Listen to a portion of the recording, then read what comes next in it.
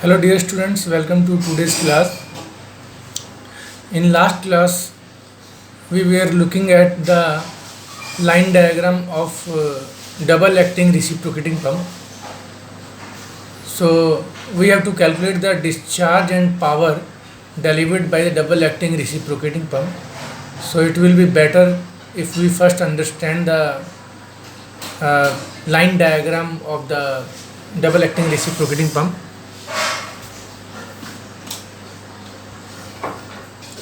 Let us see what is the extra in double acting reciprocating pump than single acting reciprocating pump. In double acting reciprocating pump, at the both end of the cylinder, the suction pipe is there and the delivery pipe is there. In single acting reciprocating pump, only one side of the cylinder was there, one suction pipe and one delivery pipe. But in double acting reciprocating pump, both end of the cylinder there is a suction pipe and a delivery pipe, and both delivery pipe are attached to a single pipe, and the both delivery pipe connected with single pipe, and both discharge from both pipe come in this pipe and discharge at this point, discharge point. So here what is the basic difference? When piston will move right side, the discharge will fill in the cylinder at left side of the piston. As the half of the rotation complete, the piston will come at extreme right, and now when as piston will start moving 180 to 360 degree, in left side of the delivery pipe there will be discharge, but right side of the piston there will be a suction pressure, there will be a vacuum pressure, and the water will start from suction pipe, this suction pipe where I am indicating, inside the cylinder. And when this piston will reach at extreme left, the complete fluid in the left side of the piston will delivered in this pipe, and at the same time the liquid from the sump from this suction pipe will fill the right side of the cylinder. And again, when 0 to 180 degree stroke will start, then the suction will start in this pipe, in this side of the cylinder, left side of the piston, and the material inside the piston cylinder to right of the piston will pressurize out from this delivery pipe. So in both stroke, in one revolution, both stroke, there will be one suction, both stroke there will be a suction and there will be delivery. When left side will be a delivery, right side will be suction, and when right side of the piston will be suction, when left side of the piston will be suction, right side of the piston will be delivery. But one difference is there. In one rotation, the material filled here is complete, equal to the volume of the cylinder. But when material will filled, fluid will fill right side of the piston, then the volume of fluid will reduced by the volume of this piston rod. So during calculation of power, we will consider this reduced volume, and let us see how to calculate the discharge and power delivered by the reciprocating pump, double acting reciprocating pump. Let us see on next page. Let D be the diameter of the piston, capital D be the diameter of the piston, and small d be the diameter of the piston rod, and capital A is equal to cross section area of the piston or inside of the cylinder, that will be pi by 4 d square, capital D square. And let A1 be the A1 be the cross section area of the right side of the piston, that will be A minus pi by 4 d square, means area of the inside area of the cross section area of the cylinder minus cross section of the area of the piston rod. The effective cross section area right side will be reduced by the cross section area of the piston. So the effective cross section area right side of the piston will be pi by 4 d square minus small d square.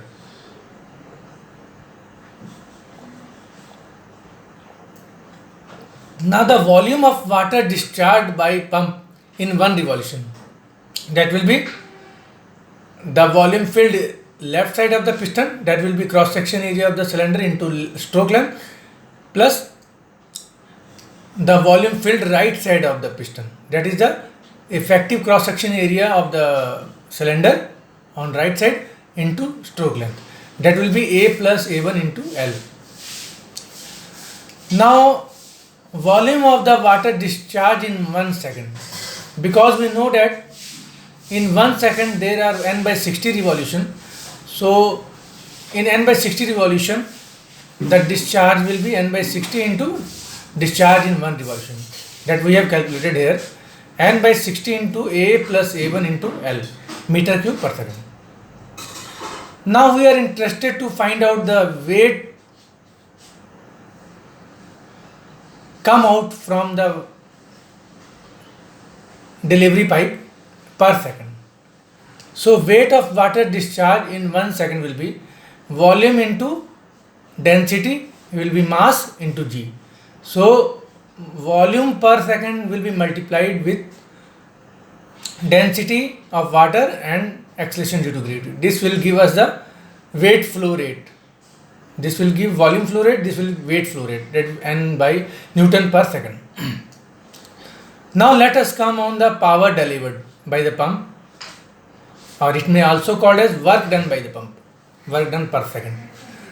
So we know that power delivered by the pump is equal to power transmitted at the outlet section of the pump, because whatever power is available to water at the extreme outlet of the pump, delivery at the outlet of the delivery, that will be power of the pump, which pump is delivering, which pump is working on water from sump to delivery point.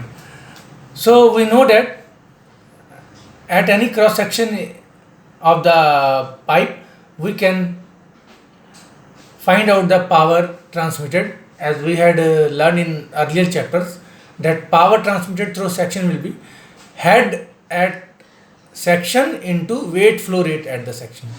So head at the outlet section will be total head will be suction head plus delivery head, and weight flow rate at the outlet. We have calculated here weight flow rate, so we will multiply both. So this will give us the power transmitted by the pump to the water. This will come in watt. But if let the volume of the, let's say the volume of the piston rod is negligible, if we compare with the inside volume of the cylinder, or then we can ignore, we can take A is equal to A1. So when we will take A is equal to A1, so we have the relation turn in this formula. This will come 2A, this will be 2A. So the power supplied by the pump will be HS plus HD and by 62 LTD. Again we write it systematically. P is equal to 2 rho G A L N in bracket HS plus HD by 60. This will be watt. If we want this power in kilowatt, then again we will have to divide it by 1000. So here it will be 60,000. So that I have not written here. So in this way we can calculate the power using this formula. It is very simple. Let us see one more important things in the pump, that is the slip.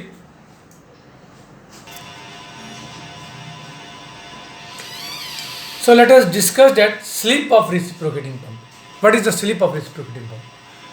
Slip of reciprocating pump is the difference between the theoretical discharge and actual discharge of the pump. Because the actual discharge of the pump is less than the theoretical discharge due to losses or leakage. So if QTH is the theoretical discharge and QACT is the actual discharge, then the slip of the reciprocating pump will be, we can write mathematically, QTH minus QACT. This is called a slip. We can also represent slip in terms of percentage slip. So what is the percentage slip? Percentage slip is the slip is how much percent of the theoretical discharge. Means percentage slip is equal to slip by QTH into 100. Percentage slip means slip is how much percent of the theoretical discharge. So but slip is equal to QTH minus QACT. So we can write this as this into 100. Again we separate both the term by dividing QTH, and we get percentage slip is equal to 1 by Q actual discharge by theoretical discharge into 100. But we know that actual discharge by theoretical discharge is the coefficient of discharge for the reciprocating pump. So we can write this equation as percentage slip is equal to 1 by minus CD into 100. So one more thing will be there that I am introducing here, negative slip of the reciprocating pump. What is the negative slip? We know that the slip of the reciprocating pump is QTH minus QACT.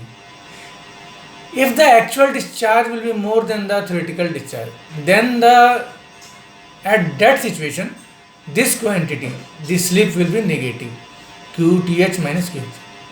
So this is called a negative discharge. So this situation creates when theoretical discharge is less than the actual discharge. When this situation creates, negative slip occurs when delivery pipe is short. We will not go in detail, but we will know only that why negative slip takes place.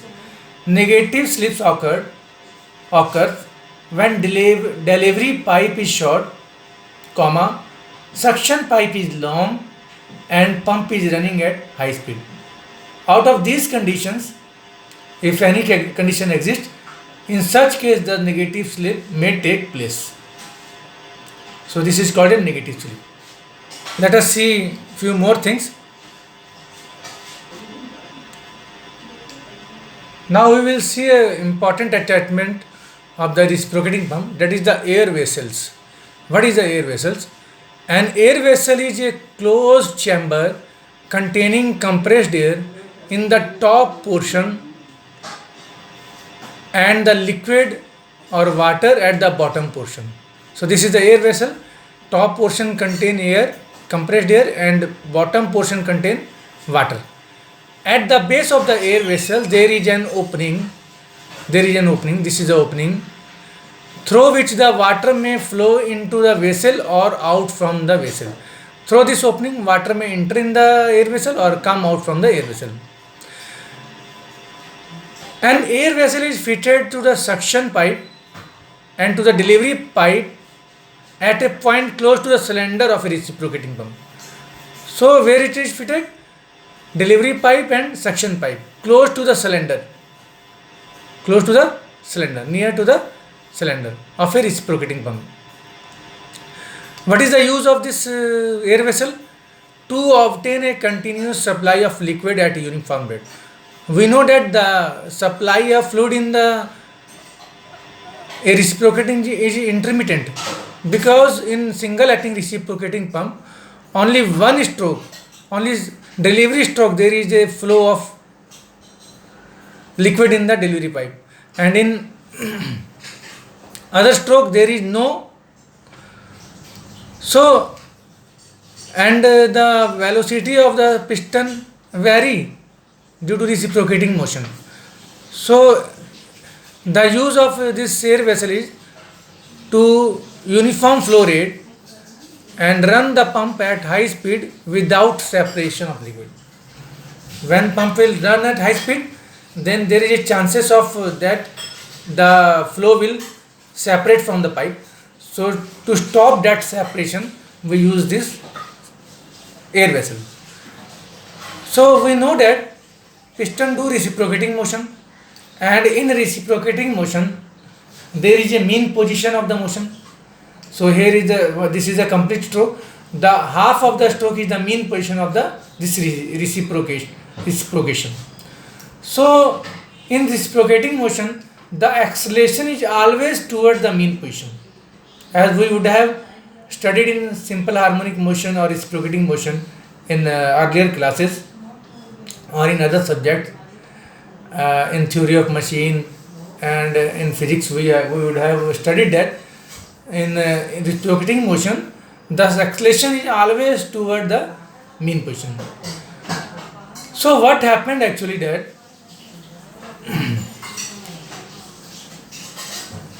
this is the figure shows the air vessel at the fitted at the delivery pipe, near the delivery pipe and suction pipe near the cylinder. So during the first half of the suction stroke, let us first discuss about suction stroke. During the first half of the suction stroke, the piston moves with acceleration. During first half, because it is reciprocating motion, during first half piston will move with acceleration. So the velocity of water in the suction pipe is more than the mean velocity. So due to acceleration of the piston, the velocity of the flow in suction pipe will be more than the mean velocity. So what will happen here? The extra discharge. Let us come on the next. So in such situation, when there is a acceleration of the piston during suction, the discharge of water entering the cylinder will be more than the mean discharge. So this excess quantity of water will be supplied from the air vessel to the cylinder in such a way that the velocity in suction pipe below the air vessel is equal to the mean velocity of the flow. So here more discharge is required. So that due to that there is a chance of separation in the suction pipe. So that extra liquid will enter from the air vessel to the suction pipe, so that velocity of flow remain constant in the suction pipe. Now during the second half of the suction stroke, means after the mean position, there will be retardation in the piston, hence velocity of flow in the suction pipe is less than the velocity of flow. So the discharge entering in the cylinder will be less than the mean discharge, but the velocity of water in the suction pipe due to presence of air vessel is equal to the mean velocity of flow, and the discharge required in the cylinder is lesser than the mean discharge. So in such situation, the extra water, the excess water, because discharge required is less than the mean discharge, but in suction pipe the discharge rate is constant. So in such situation, that extra supply of water will be enter in the air vessel. So in this way air vessel maintain the flow. Now the same phenomena will take place in the delivery side. So let us see what happened in delivery side. A same phenomena will be take place in the delivery stroke. Let us discuss. During the first half of the delivery stroke, the piston moves with the acceleration. During first half of the suction stroke, piston moves with the acceleration, due to which more pressure is exerted on the fluid, and there will be more discharge rate in the delivery pipe.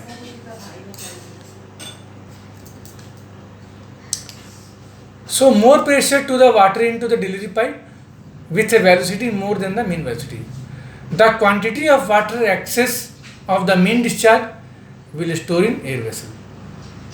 So first half of the delivery stroke, there will be excess quantity of water in delivery pipe, so that will store in the air vessel. Now during the second half of the delivery stroke, the piston moves with retardation, and hence flow velocity in the delivery pipe will be less than the mean flow velocity.